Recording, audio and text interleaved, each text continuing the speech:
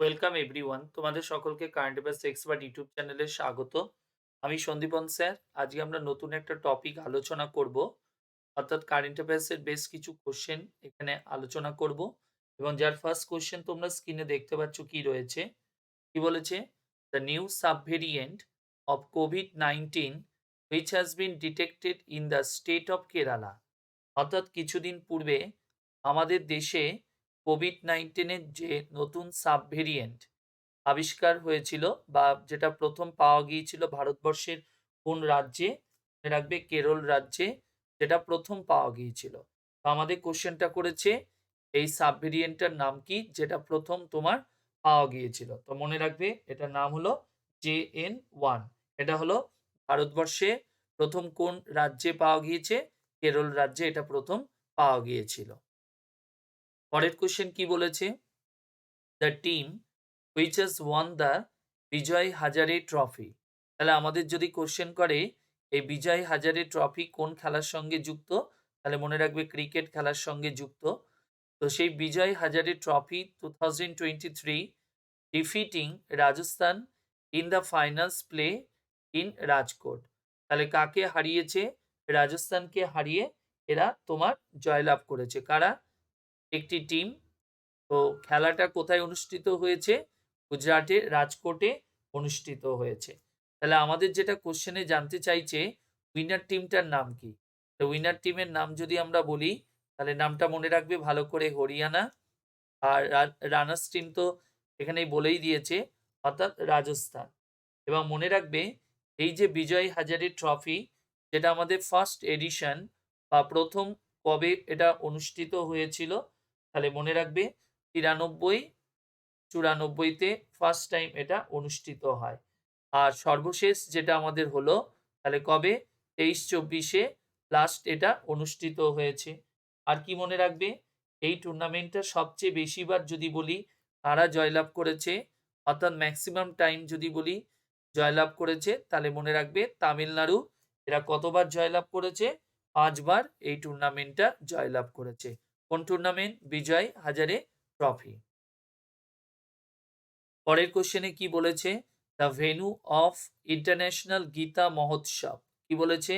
International Gita মহোৎসব, যেটা আমাদের কবে হয়েছে? 7ই ডিসেম্বর থেকে 24শে ডিসেম্বর পর্যন্ত অনুষ্ঠিত হয়েছে।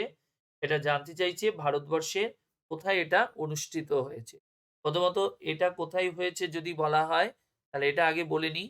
সেটা হলো মনে রাখবে কুরুক্ষেত্রে যেটা তোমার অনুষ্ঠিত হয়েছে। কোথায় বললাম? কুরুক্ষেত্রে যেটাই তোমার অনুষ্ঠিত হয়েছে। কুরুক্ষেত্রটা কোথায়? মনে রাখবে হরিয়ানা, সেখানে এটা অবস্থিত।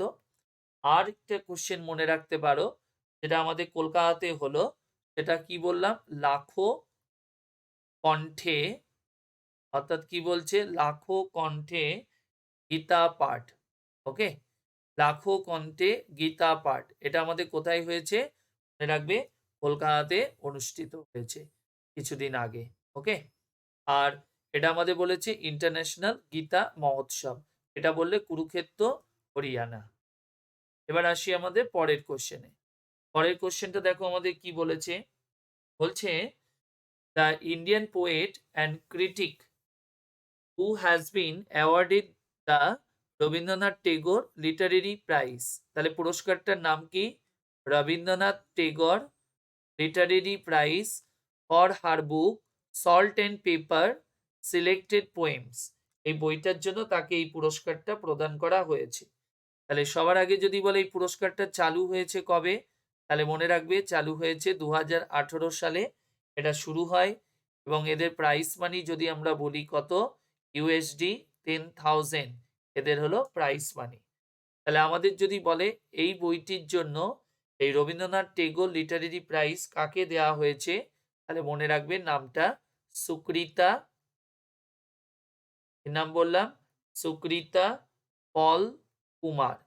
ওকে, সুকৃতা পল কুমার, যাকেই তোমার এই পুরস্কারটা দেওয়া হয়েছে কোন বইটির জন্য? এই সল্ট অ্যান্ড পেপার বইটির জন্য। এবং মনে রাখবে এখানে আরেকটা পুরস্কার প্রদান করা হয়েছে। এই পুরস্কারটার নাম কি যদি বলা হয়, এটাও রবীন্দ্রনাথ ঠাকুরের নামে, অর্থাৎ কি? Tagore prize for social social achievement. Tagore prize for social achievement, যে পুরস্কারটা তাকে দেওয়া হয়েছে, মনে রাখবে ইনি একজন অর্থনীতিবিদ এবং যিনি নোবেল প্রাইজও পেয়েছেন। তার নামটা কি? অভিজিৎ ব্যানার্জি। কি নাম বললাম? অভিজিৎ ব্যানার্জি, যিনি ইকোনমিক্সে নোবেল প্রাইজও পেয়েছেন। এবং এনাকে কি পুরস্কার দিয়েছে? Tagore prize for social achievement award. কি নাম? অভিজিৎ ব্যানার্জি। পরেরটা আমাদের কি বলেছে দেখো, the project 15B stealth guided missile destroyer which was commissioned into the Indian Navy by the Raksha Mantri Sri Rajnath Singh at Naval Dockyard, Mumbai। তাহলে একটি 15B steel guided missile destroyer, একটি আই মানে মানে নৌবাহিনীর একটি জাহাজ অর্থাৎ আইএনএস, যেটা আমাদের নৌবাহিনীতে যুক্ত করা হলো এবং যেটার কে উদ্বোধন করলো? আমাদের যিনি রক্ষা মন্ত্রী রাজনাথ সিং, যিনি কিনা তার উদ্বোধন করল। প্রথমত এটার নামটা কি যদি বলা হয়, তাহলে মনে রাখবে আইএনএস ইম্ফল। কি নাম বললাম?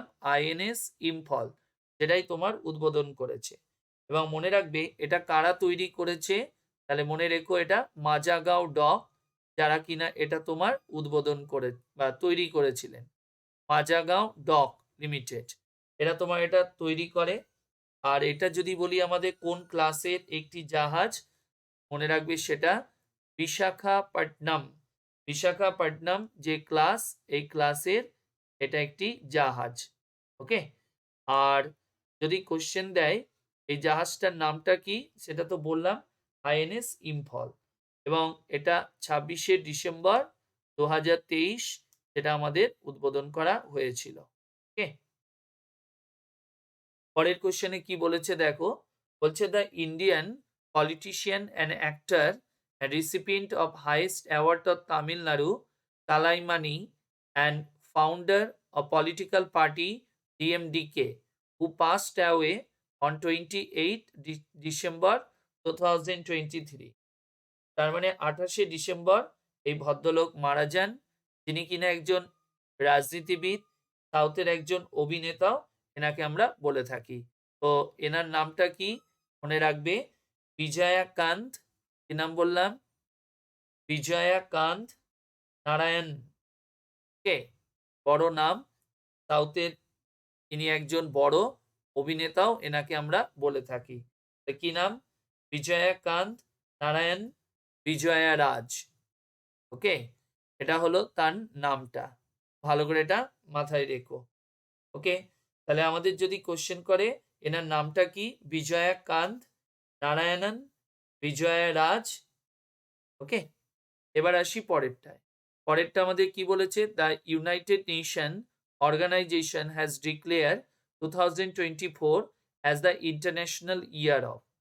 প্রথমত এই ইউনাইটেড নেশন 2023কে যদি বলে কি বছর বলে ঘোষণা করেছে, তাহলে মনে রাখবে মিলেটস বছর, মিলেট বলে ঘোষণা করেছে, মিলেটস বছর বলে ঘোষণা করেছিল।